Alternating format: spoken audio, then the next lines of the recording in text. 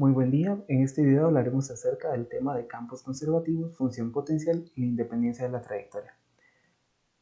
Para comenzar, haremos un breve repaso sobre algunos conceptos básicos para comprender estos temas. El primero son los integrales de línea de campos vectoriales. Una de las aplicaciones más importantes de la integral de línea es encontrar el trabajo realizado por un objeto a lo largo de un campo vectorial, a través de una trayectoria definida.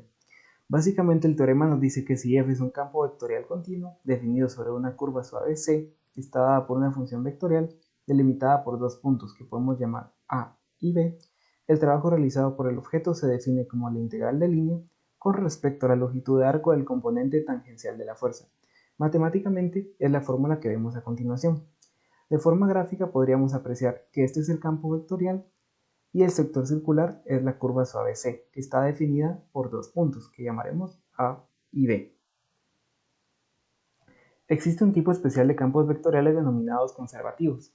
Para estos campos, el teorema fundamental de integrales de línea establece que siempre y cuando el campo vectorial sea conservativo, sin importar cuál sea la trayectoria que sigue el objeto, el trabajo realizado por este se define como la diferencia entre los valores de la función potencial f en esos puntos. En otras palabras, el teorema nos dice que siempre que el campo sea conservativo, podemos obtener el resultado de la integral encontrando la diferencia entre el punto final, que sería este de aquí, y el punto inicial, valuándolo en la función potencial, que es la que debemos encontrar para resolver el problema. Entonces, ¿cómo sabemos si el campo es conservativo? El campo va a ser conservativo si existe una función diferenciable, llamémosle f minúscula, tal que f mayúscula sea igual al gradiente de f minúscula. F mayúscula es la función del campo vectorial que el problema nos debe proporcionar. F minúscula es lo que queremos encontrar, nuestra función potencial. ¿Cómo sabemos o cómo hacemos para determinar si el campo es conservativo? Para ello debemos encontrar la derivada parcial de m con respecto de y la derivada parcial de n con respecto de x. Estas derivadas parciales deben ser iguales, si no lo son, el campo no es conservativo. Debe ser la condición que encontramos aquí. Si el campo no es conservativo, no es posible aplicar el teorema fundamental de integrales de línea.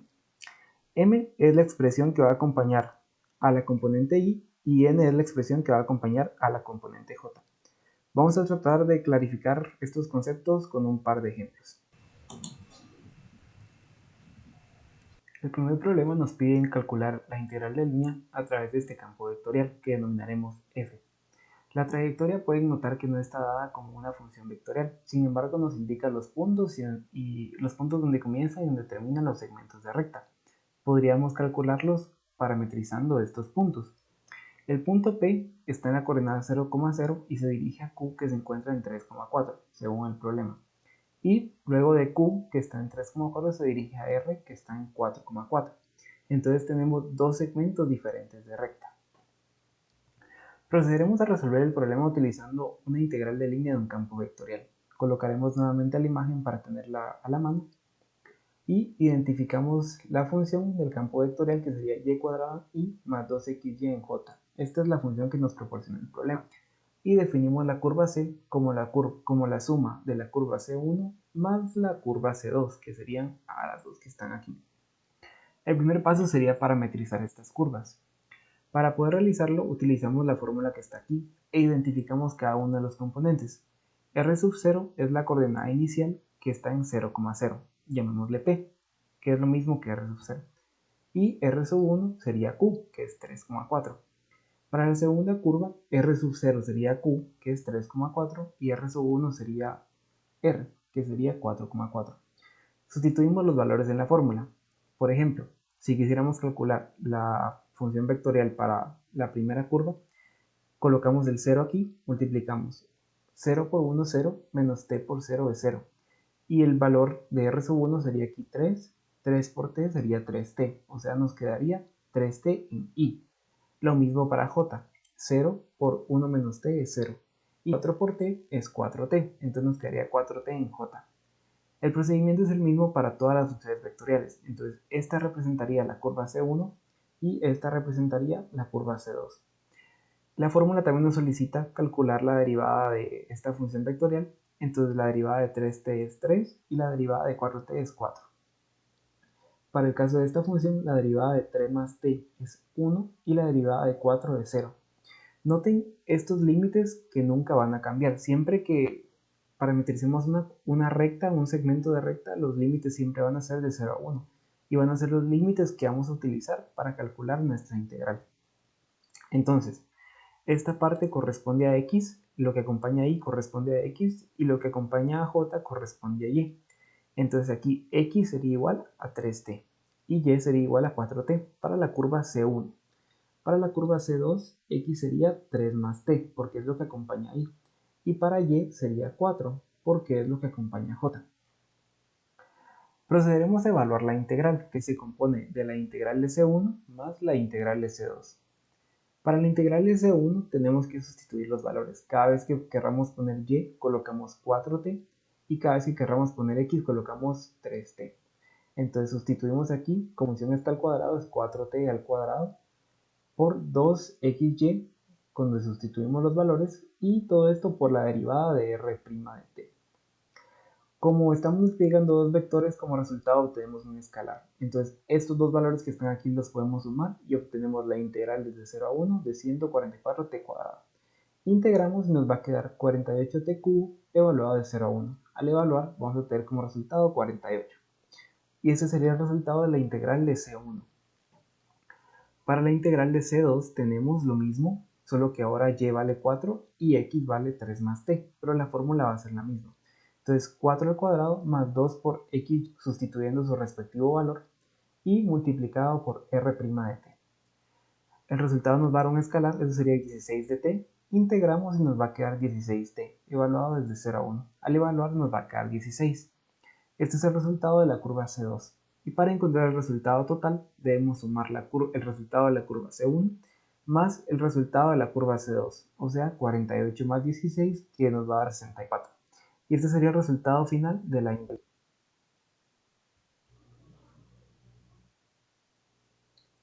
Para el siguiente ejemplo resolveremos nuevamente el problema anterior, pero aplicando independencia de la trayectoria para poder ver cuál es la diferencia y en qué nos ayuda a aplicar este teorema. En el problema anterior habíamos parametrizado dos curvas, C1 que era de P a Q y C2 que era de Q a R. Podemos notar que un camino más directo sería de P a R directamente y no tendríamos que parametrizar dos curvas ni realizar dos integrales, únicamente una. Pero para poder cambiar la trayectoria tendríamos que asegurarnos que el campo fuera conservativo. Entonces primero tenemos que identificar cuál es nuestro campo vectorial. En este caso sería y cuadrado en y más 2xy en j. Para verificar si es conservativo es necesario encontrar la primera derivada de m con respecto de y de n con respecto de x. Si las dos derivadas son iguales, como en este existe, el campo vectorial es conservativo y podemos aplicar independencia de la trayectoria. Entonces, en lugar de tener dos curvas C1 y C2, únicamente vamos a hacer una curva que empiece en la coordenada 0,0 y termine en la coordenada 4,4. Nuevamente parametrizamos la curva como en el ejemplo anterior, podemos utilizar la misma fórmula y como resultado nos quedará que la curva paramétrica es 4t en y más 4t en j. Como expliqué en el ejemplo anterior, siempre que apliquemos esta fórmula para parametrizar un segmento de recta, t siempre va a ir de 0 a 1, y estos también son nuestros límites de integración. La derivada de la función vectorial nos va a quedar 4, la derivada de 4t es 4, entonces nos va a quedar 4 en y 4 en j.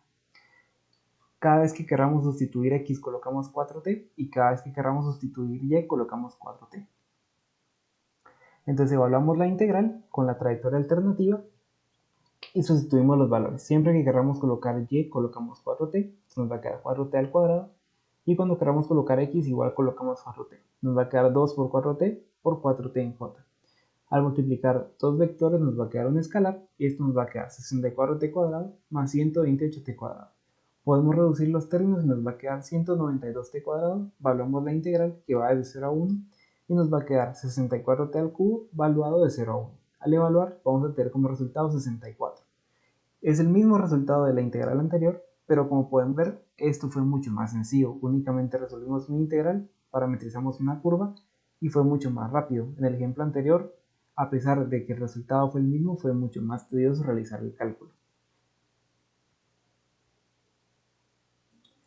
Existe un tercer método aún más sencillo para resolver este problema y es utilizar el teorema fundamental para integrar la línea. Nuevamente colocaré la imagen.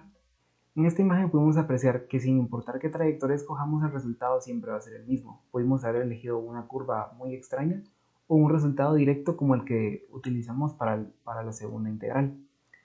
Lo que nos dice el teorema fundamental de integrales de línea es que este resultado lo podemos encontrar evaluando el punto final y el punto inicial en nuestra función potencial y restar sus diferencias.